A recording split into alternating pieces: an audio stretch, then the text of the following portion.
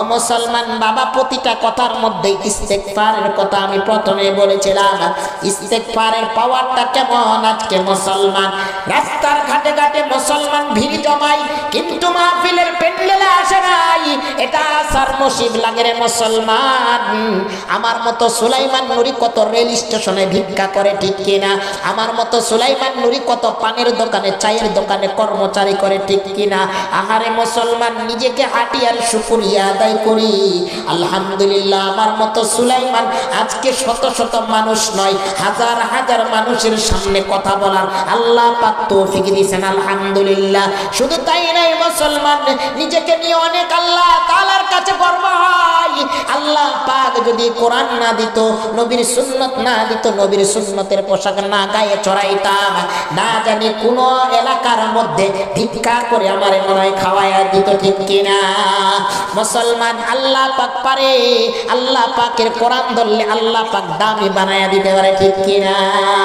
এই জন্য মুসলমান আসুন, নবী রাসূলুল্লাহ সাল্লাল্লাহু আলাইহি সাল্লাম যখন মক্কায় গেছে, তখন আল্লাহ পাক রব্বে কারীম তিনার দাওয়াত দিয়েছেন, কিন্তু দাওয়াত গুলো কাফের মুশরিকরা গ্রহণ করেন নাই। কিন্তু বনের হরিণ পর্যন্ত তিনার দাওয়াত আর তিনার বরকতি চেহারা দেখে আল্লাহর বাগের গ্রামের হরিণ গুলো দেখে দেখে পাগল হয়েছে, ঠিক কিনা?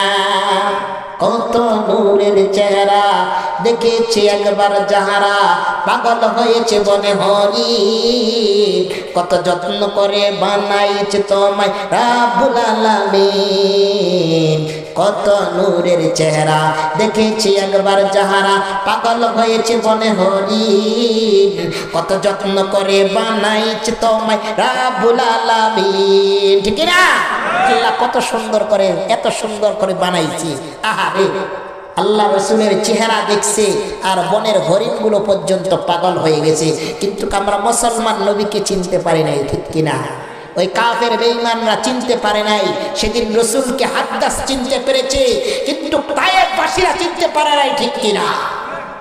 এজন্য আসুন, নবীকে দেখি নাই, নবীর মাদ্রাসা পেয়েছি, নবীর মাদ্রাসার দিকে আমরা মেহনত করব, একটু ভালোবাসার আগ্রহের দিকে তাকায়া একটু ভালোবাসা উজাড় করব। নবীর মহব্বতের মাদ্রাসার দিকে ভালোবাসবেন, রসুলকে ভালোবাসবেন। আল্লাহ রসুল বলছে, মান আহাব্বা সুন্নতি ফাকাদ আহাব্বানি ওয়া মান আহাব্বানি কানা মাই ফিল জান্নাহ। যে আল্লাহ রসুলের সুন্নতকে মহব্বত করলো, সে আমাকে মহব্বত করলো। যে আল্লাহ রসুলের জিনিসগুলোকে ভালোবাসলো, সে আল্লাহ রসুলকে ভালোবাসলো। যারা আল্লাহ রসুলকে ভালোবাসলো, তাকে নিয়ে আমি হাতে ধরে ধরে জান্নাতে থাকি।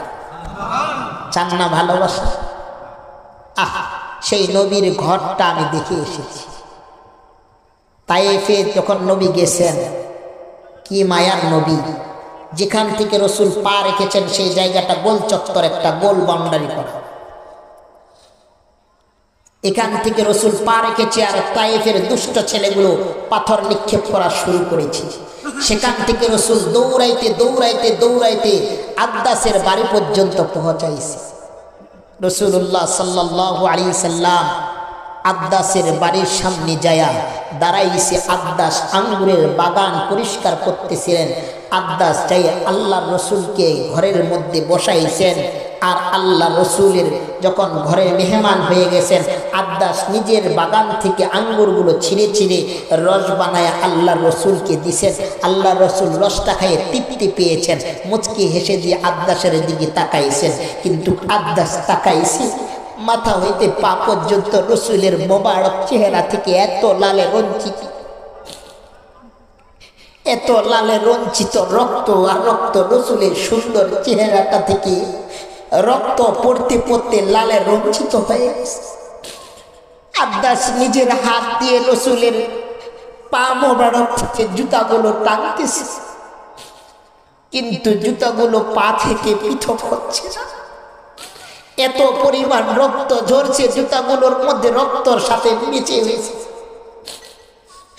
আল্লাহ রসুলকে আদ্দাস জিজ্ঞাসা, ইয়া রাসূলুল্লাহ, কে বা কাহারা আপনার এই মোবারক চেহারার মধ্যে, মোবারক দেহের মধ্যে কে বা কারা আঘাত করেছে? আল্লাহ রসুল বলছে, আমি তায়েফে যখন পাড়া দিয়েছি, কাফেরের এক দুষ্ট ছেলেরা আমাকে পাথর নিক্ষেপ করেছে। আমি দৌড়াইতে দৌড়াইতে কুল না পায়ে আপনার বাড়ি পর্যন্ত এসেছি। আল্লাহ রাসূল সাল্লাল্লাহু আলাইহি সাল্লাম আব্বাসের বাড়িতে বসে আছে। সেই জায়গায় সেই বাড়িটা একটা মসজিদে পরিণত হয়েছে। সেই জায়গায় 2 রাকাত নামাজ পড়তে হয়, অনেক সওয়াব। শুধু তাই না, মুসলমান ইতিহাস অনেক সুন্দর। 1450 বছর আগে যেই বাগান থেকে ছিঁড়ে ছিঁড়ে আঙ্গুরগুলোর রস বানায় আল্লাহ রসুলের মোবারক ঠোঁটে লেগেছে, আজও পর্যন্ত সেই আঙ্গুর গাছগুলো মরে নাই। আজও পর্যন্ত এক একটা আঙ্গুর গাছ লম্বা হয় নাই। আজও পর্যন্ত একটা গাছ পর্যন্ত ছিঁড়ে নাই। যেমনি ছিল তেমনি আছে। 1450 বছর আগে আঙ্গুরের গাছটা যেমন জিন্দা ছিল তেমনই আছে, কিয়ামত পর্যন্ত তেমনই থাকবে। শুধু তাই না, আমি দেখে এসেছি হরিণের ঘটনা আপনারা শুনেছেন অনেক বক্তাদের মাঝে। আল্লাহ রাসূলুল্লাহ সাল্লাল্লাহু আলাইহি সাল্লাম সেই হরিণের সেই জঙ্গলটাতে গেছি আমরা নিজে গাড়ি চালায়া। আমাদের পার্সোনাল গাড়ি ছিল, ভিআইপি বক্তারা গিয়েছিলাম। সেখানে গেছি 1400 বছর আগে গাছগুলো শুকায়া খড়ি হয়ে গেছে, কিন্তু একটা গাছের ডালও ভাঙ্গে পড়ে না।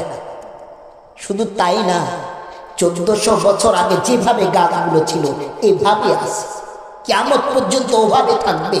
শুধু তাই না, রাসূলুল্লাহ সাল্লাল্লাহু আলাইহি সাল্লাম যে মসজিদটা যেভাবে বানাইছিল এভাবে আছে। কাফেররা রাসূলকে মারাবার জন্য যে পাথর 2টা ছেড়েছিলেন, এই পাথর 2টা মনে হয় আল্লাহ তাআলা আকর্ষণভাবে ঝুলন্ত অবস্থা রেখেছে। দেখলে মনে হয় দূর থেকে পাথর 2টা মনে হয় পড়বে। হাজিরা দেখে এসেছে, আমি দেখে এসেছি, মনে হয় পড়ে যাইতেছে। অনেক মানুষ পাথরগুলোর মধ্যে নিচে টেক লাগাইয়া দিছে, না জানি পড়ে যায়, কিন্তু আল্লাহ তাআলা কুদরতি মাধ্যমে এটাকে আটকে রেখে আছে। পাথরগুলো এমন বড় বড়। আশ্চর্য ঘটনা, মুসলমান হাজিরা গেলে যারা নিয়ত করেছেন আল্লাহ পাক তাদেরকে মক্কা মদিনা দেখা। আশ্চর্য ঘটনা, মসজিদটার ভিতরে রসুল নামাজ পড়ে এক পাথরে টেক লাগায় আল্লাহ রসুল বসে থাকতেন। সেখানে একটা বড় একটা পাথর আছে, এই পাথরটাতে আজ পর্যন্ত এরকম করে ডলা দিলে আথরের থেকেও বেশি সুগন্ধি পায়। আল্লাহু আকবার। মক্কা কষ্টের জায়গাগুলো হইল এত দেখতে সুন্দর। মদিনার কথা কি বলবো, যেমনি বলছে সোনার মদিনা। আহারে, হাজিগুলো তো 2-4 হাত দূর থেকে দেখে রসুলের কবরটাকে সালাম করে। আলহামদুলিল্লাহ, আমার নসিব হয়েছে রসুলের কবরটার কাছে গিয়া আমাকে মুয়াজ্জিন সাহেব কোলে করে নিয়া, কাঁধে করে নিয়া রসুলের কবরের কাছে চিত্রটার কাছ থেকে দাঁড়ায়া আমাকে 20টা মিনিট টাইম দিছে। এটা রসুল শুয়ে আছে, রসুলের কবরে সালাম জানা দেখেছি। কানাটা দিয়ে চোখ 2টা লাগাইয়া, আহারে মায়ার নবীর কবর, মনে হয় কি ঝলমল করে ঝিলিক মারতেছে। সেখানে 3 জন মানুষ শুয়ে আছে। রাসূলুল্লাহ সাল্লাল্লাহু আলাইহি সাল্লামের পাশে আবু বকর রাদিয়াল্লাহু তাআলা আনহু, তার পাশে হযরত ওমর রাদিয়াল্লাহু তাআলা আনহু। তার সামনের জায়গাটুকু খালি পড়ে আছে শুধু একজন নবীর জন্য। আমি দেখেছি সেই রওজাতুল, সেই আল্লাহ রসুলের কবরের পাশে 2 রাকাত নামাজ পড়তে হয়। জান্নাতি জায়গা একটাই আছে পৃথিবীতে, সারা বিশ্বে একটাই জান্নাতের জায়গা, সেটা হলো রসুলের রওজা পাকের কাছে, রিয়াজুল জান্নাত বলা হয়। এই জায়গাটাতে 2 রাকাত নামাজ পড়তে হলে বাংলাদেশ থেকে মেসেজ করতে হয়। আলহামদুলিল্লাহ, আমার মতো একজন মাযুর ব্যক্তি 2 বার টাইম পেয়েছে। যখন আমি পেয়েছি টাইমটা, একজন মুয়াদ্দিস বলতেছে, হাজি বাড়ি কোথায়? আমি বলছি ঠাকুরগা। তুমি কি করো? আমি কই আমি ওয়াজ করি। একজন আলেম বুকে জড়ায় আনিছে। আলেম, তোর কপালটা কত বড় দামি, চুম্মা খাইয়ে বুকটাতে জড়ায় আনিছে। তুমি কত বড় দামি, তোমার পা মোবারক আজকে রসুলের রওজায় লেগেছে, তোমার দেহ আজকে রসুলের রওজায় এসেছে, তোমার কপালটা আজকে রসুলের জান্নাতের কাছে সেজদা করবে। তোমার কপালটা না জানি কত সুন্দর যুবক, বুক দিয়ে টানে জড়ায় নিছে, আর আমার কপালে চুম্বন খেয়েছে। আমি বলেছি যে আমি শুধু রসুলের রওজা পাকে নয়, আল্লাহ পাক ওই কাবার গিলাফের ভিতরে জান্নাতের পাথরে আল্লাহ পাক ভিআইপি অবস্থায় চুমু খাওয়ার তৌফিক দিয়েছে। হাজি আমারে মুয়াদ্দিস আমারে বুকে ধরায়া চুম্বন করেছি। তোমার কপালটা না জানি অল্প বয়সে তুমি হজ করতে পারছো, রসুলের রওজা পাক জিয়ারত করতে পারছো। আমি 20টা মিনিট চেয়েছি, বাস্তব সেই রোজা পাকে গেলে, সেই জান্নাতের জায়গাটাতে গেলে ঢুকার সাথে সাথে দুনিয়ার কোনোই মনে থাকে না। সেই রসুলের জায়গাগুলো মহব্বতের জায়গা। মাদ্রাসা, মসজিদ হচ্ছে আল্লাহর ঘর, মাদ্রাসা হচ্ছে নবীর ঘর।